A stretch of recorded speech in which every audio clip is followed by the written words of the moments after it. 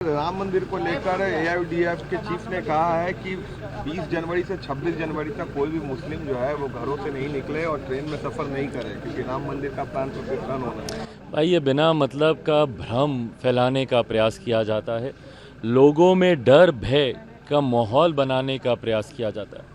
केंद्र सरकार का हमेशा प्रयास रहा है कि सबका साथ, सबका विकास, सबका विश्वास, इस सोच के साथ हम लोग आगे बढ़ने का हम लोग काम कर रहे हैं। यकीनन ये एक बहुत बड़ा कार्य पूरा होने जा रहा है। दशकों से जो राम भक्तों की आस्था थी उसको आज पूरा 22 तारीख को उसको पूरा किया जा रहा है।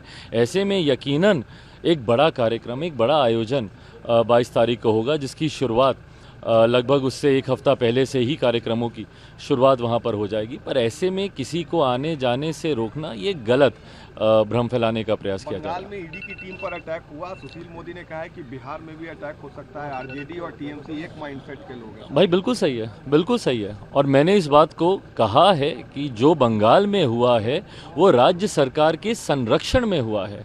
जिस तरीके से ईडी के अधिकारियों के ऊपर इस तरीके से हमला वहां पर किया गया है, बिना राज्य सरकार के संरक्षण के सुनियोजित तरीके से इसको अंजाम दिया गया है।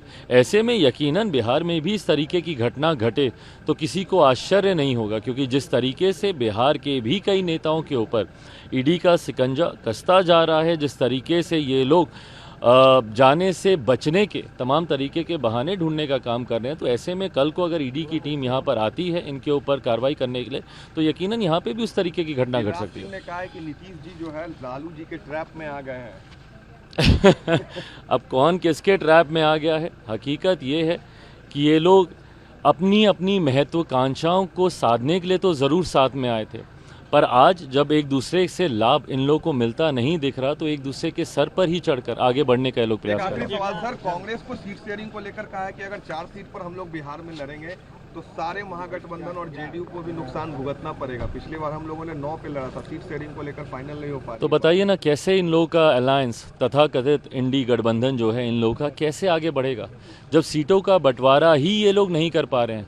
भाई इतना समय हो गया, जो गठबंधन अभी तक अपना एक लोगो, एक निशान तक साझा नहीं कर पाई, अपना एक संयोजक तक नहीं ढूंढ पाई, ऐसे में सीटों का बंटवारा कैसे ये लोग कर पाएंगे? बंगाल में ममता बनर्जी 2 से ज़्यादा सीटें इनको देने को तैयार नहीं है।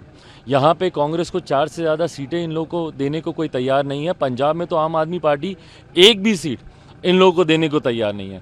तो ऐसे या तो कांग्रेस मानकर चले कि भैया 100 से कम सीटों पर हम चुनाव लड़ेंगे, नहीं तो इंडिया अलायंस का होना संभव नहीं। 545 पे तैयारी हम लोग कर रहे हैं। हाँ, तो बस ऐसा ही होगा। चुनाव आते आते तक 500 प्लस सीटों पर ही कांग्रेस चुनाव लड़ेगी और तमाम घटक दल अलग अलग चुनाव लड़ेंगे।